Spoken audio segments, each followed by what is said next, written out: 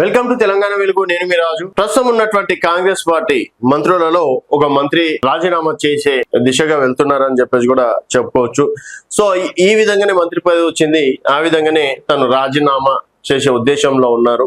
వారెవరో కాదు, జూబ్లీహిల్స్ ఎన్నికల వేళ గవర్నర్ కోటాలో అజారుద్దీన్ కి మంత్రి పదవి ఇవ్వడం అనేది జరిగింది. సో ఈ నెల 30వ తేదీ వరకు తనకి డెడ్ లైన్ ఉంది. ఈ 30వ తారీఖు వరకు మరి గవర్నర్ గారు సంతకం పెడితే తను మంత్రిగా కొనసాగే అవకాశం ఉంది. ఒకవేళ గవర్నర్ గారు సంతకం పెట్టకపోతే తను మంత్రిగా రాజీనామా చేయాల్సి ఉంటుంది. సో దాదాపుగా నవంబర్ లో తను మంత్రి అయ్యారు. నవంబర్, డిసెంబర్, జనవరి, ఫిబ్రవరి, మార్చ్, ఏప్రిల్, సో 6 నెలలు అవుతుంది. కాబట్టి ఏదైనా సరే ఎమ్మెల్సీగా ఎన్నికైనందుకు 6 నెలల లోపు ఎక్కడైనా సరే సభల్లో అయినా అంటే ఎన్నుకోవాలి, లేకపోతే గ్రాడ్యుయేట్ ఎన్నికలు ఉంటాయి, లేకపోతే గవర్నమెంట్ కోట కింద కూడా కొన్ని ఎమ్మెల్సీలు అనేది ఉంటాయి. మరి ఏదో ఒక ఎమ్మెల్సీ కోటలో తను ఎన్నుకోవాల్సి ఉంది. ఎక్కడ కూడా ప్రస్తుతం మంత్రి అజారుద్దీన్ కి అవకాశం లేకపోవడంతో రాజీనామా, మళ్ళీ మంత్రిగా ప్రమాణం. అజారుద్దీన్ విషయంలో సర్కార్ ప్లాన్ బి, ఒకవేళ గవర్నర్ గనక సంతకం పెట్టకపోతే ప్లాన్ బి ని ప్రభుత్వం ఆచరిస్తుంది. అజారుద్దీన్ ఎమ్మెల్సీ పదవిపై సస్పెన్స్ ఇంకా వీడడం లేదు. రాష్ట్ర గవర్నర్ శివప్రతాప్ శుక్లా మంత్రి అజార్ కి ఎమ్మెల్సీ నియమిస్తారా లేదా అనే ఉత్కంఠ కాంగ్రెస్ వర్గాల్లో నెలకొంది. అలాగే ఈ నెల 30 లోపు ఆయన ఎమ్మెల్సీగా నామినేట్ చేయకపోతే ఆయన మంత్రి పదవికి రాజీనామా చేయక తప్పదు. సో ఇప్పటి వరకు 30వ తేదీ వరకు ఆయన రాజీనామా తప్పదు అని చెప్పేసి కూడా చెప్పడం అనేది జరుగుతుంది.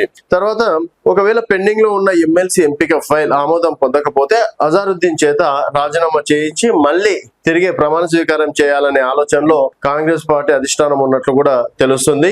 మరి గవర్నర్ కోటలో ఎమ్మెల్సీగా అజారుద్దీన్ ని, కోదండరామ్ గారిని కూడా, సో గతంలో కోదండరామ్ గారి విషయంలో కూడా ఈ విధంగానే జరిగింది. సో మరి కోదండరామ్ విషయంలో కూడా ప్రస్తుతం అది సస్పెన్స్ గానే మారిందని చెప్పేసి కూడా చెప్పుకోవచ్చు. అలాగే నియమించి రాష్ట్ర మంత్రివర్గం గవర్నర్ ఈ గతేడాది ఆగస్టు చివరిన సిఫారసు చేసింది. తర్వాత ఒకవేళ అజారుద్దీన్ ని ఎమ్మెల్సీగా గవర్నర్ నామినేట్ చేయకపోతే ఏం చేయాలనే అంశంపై నేడు జరిగే కేబినెట్ సమావేశంలో ప్రస్తావనకు వచ్చే అవకాశం ఉంది. ఈ విషయంలో ఇప్పటికీ అధిష్టానం ప్లాన్ బి అమలు చేయాలని భావిస్తున్నట్లు తెలుస్తుంది. ఈ నెలాఖరులో అజారుద్దీన్ మంత్రి పదవి రాజీనామా చేయించి మే మొదటి వారంలో ఆయనతో మళ్ళీ మంత్రిగా ప్రమాణ స్వీకారం చేయించాలనే ఆలోచనలో ప్రభుత్వం ఉన్నట్లు సమాచారం.